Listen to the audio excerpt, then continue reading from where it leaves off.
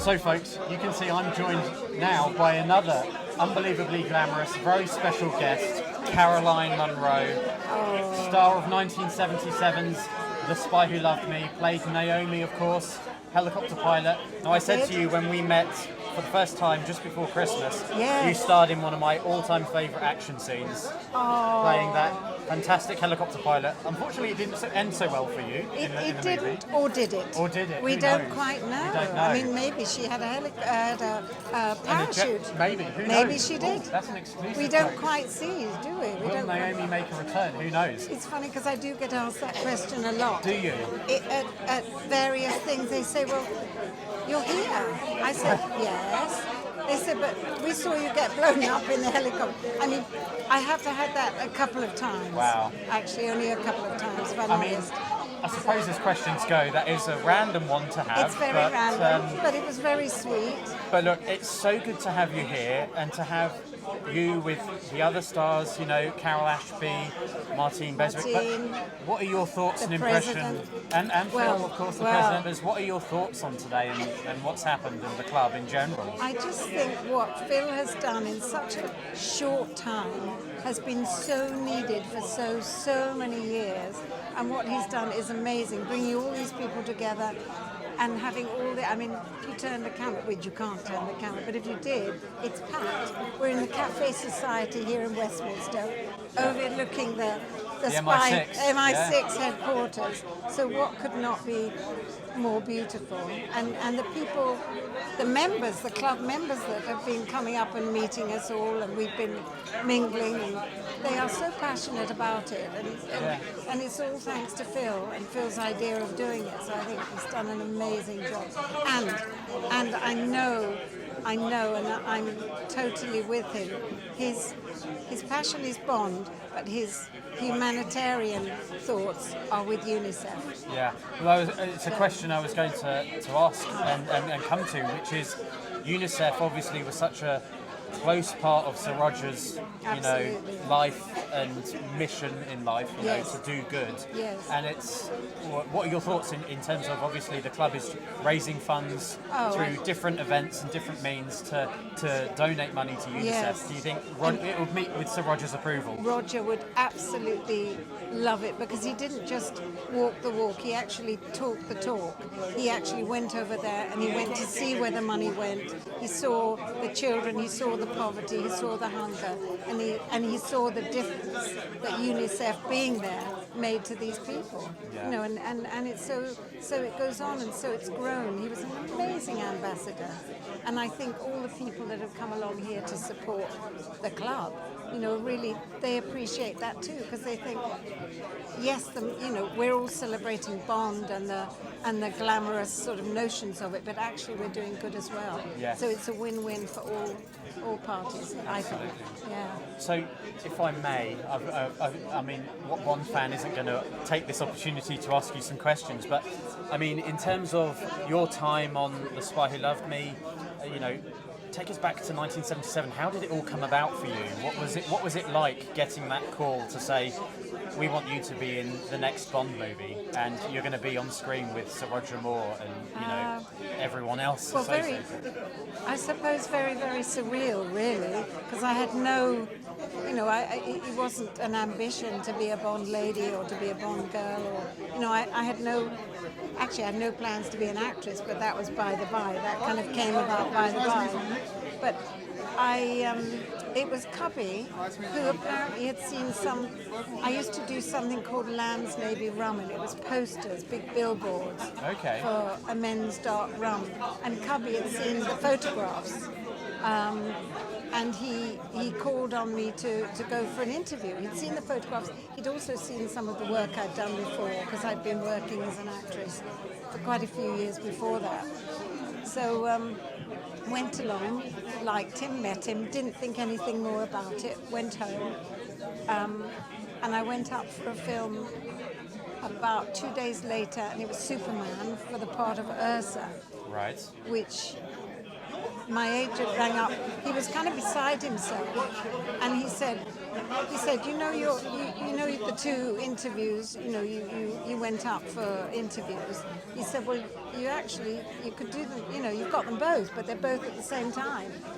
So I thought, I said, well, really? What do I do then? He said, let's have a think about it. And he thought, and I think he phoned me the next day. He said, I've been thinking. He said, we know Bond, and Bond is tried and true. You know, it has a bit of a track record. Yeah. Superman we don't know, because it was going to be a first Superman. Right. So we don't know so much about it. Yeah. So he said, go with Bond. And I did. And I'm so delighted that I did, because the little bit I did in it, I had such fun working with Roger. I mean, he was just a joy to work with. He was an incredible, funny, sweet, self-deprecating man, and a fabulous actor. Yes. And I think he sometimes doesn't get the credit, or he didn't give himself the credit for how good he actually was, and a fabulous star. And also Sarah Douglas went on to do the part of Ursa, and she was amazing in that. She was Ursa. I wouldn't have been the same. I wouldn't have been as good as her. She was amazing. So yes, the part of Naomi was wonderful for me.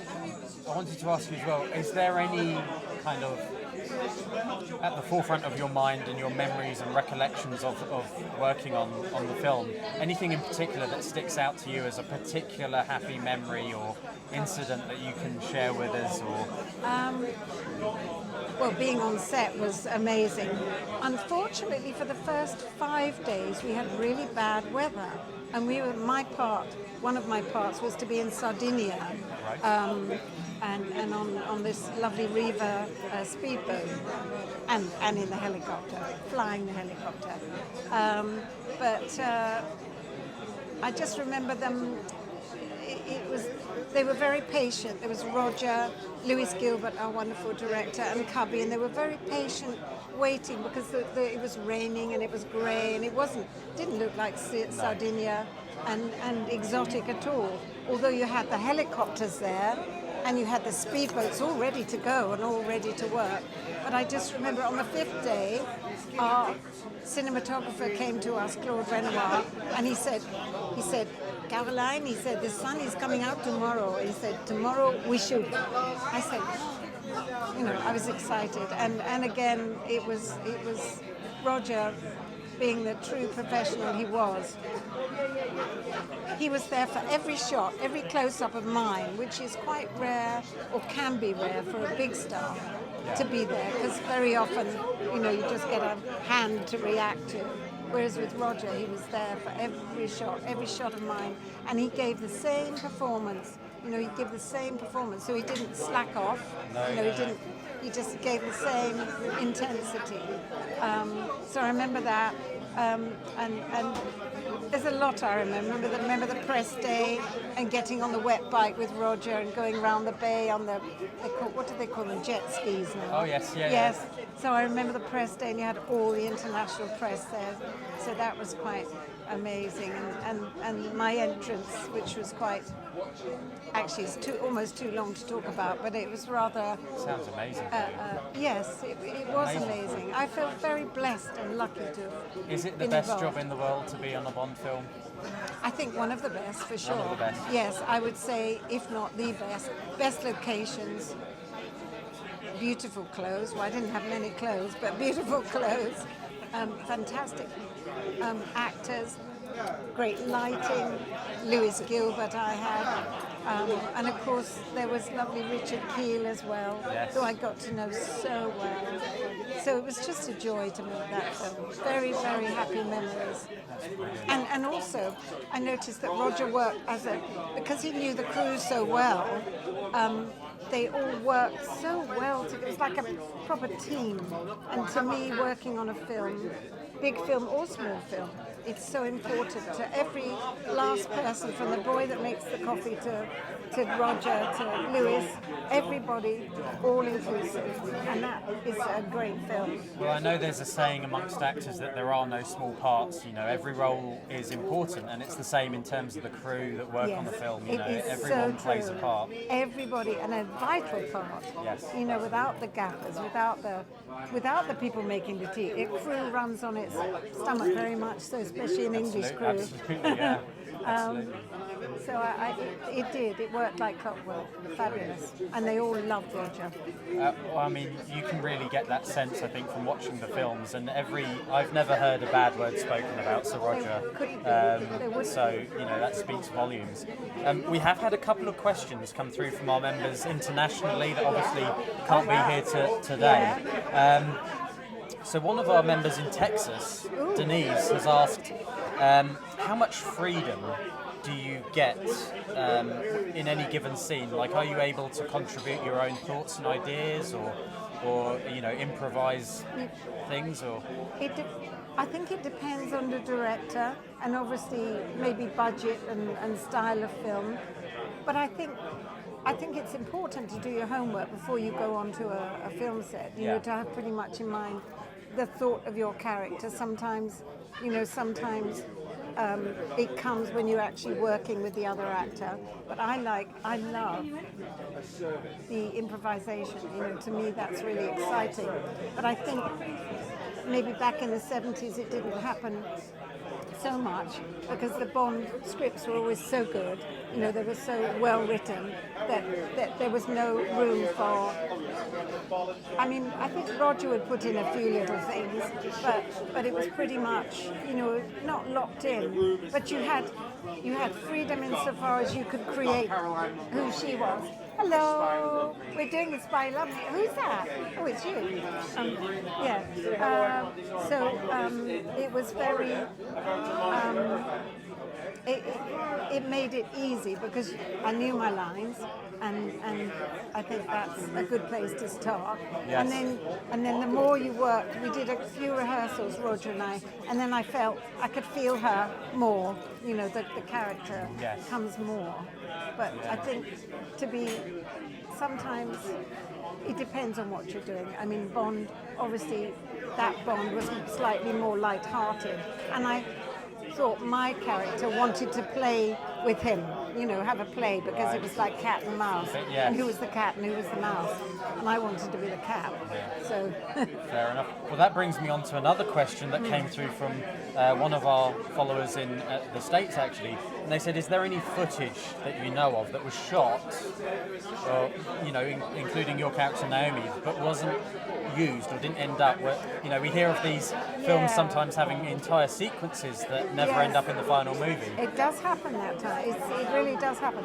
No, there wasn't anything that was shot, but there was going to be, as far as I knew, an extra scene with me swimming in the pool, in the water, with Kurt, whether he was a lover or whether I was a hench person, you know, I was a henchman or woman, and as was Richard. So whether there was a love interest between him and her, so I was going to be swimming but with dolphins, not with sharks. So and he was watching. But it never. I think Kurt thought it was slightly voyeuristic, although wouldn't really have been. Yeah, he did have those screens, didn't he? He was watching stuff. He did. Okay, yes. That's really interesting. But I don't think she would have come to a bad ending because she was the hench person. Yeah. Wow. But that was never. I mean, whether or not that's true, but I'd heard that.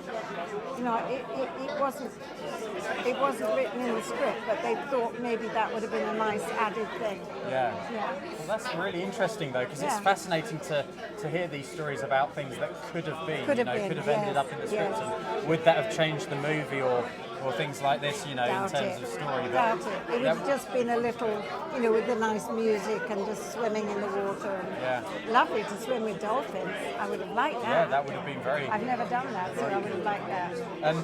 Final question we have from one of our members as well in the States is, did you build your character of Naomi? Was it based on a particular person, or Did you take inspiration from anywhere that you were kind of basing the character on in your Not performance? really. No, I think once I put the clothes on, as I say, not a lot of clothes, and we got to the location, I just...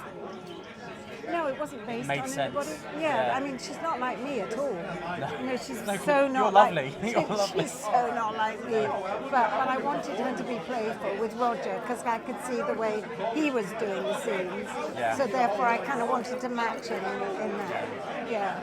That's wonderful. And the dialogue did that for me too. So. Well, Caroline, I can't thank you enough for coming, for taking part, and for our members that will be watching this.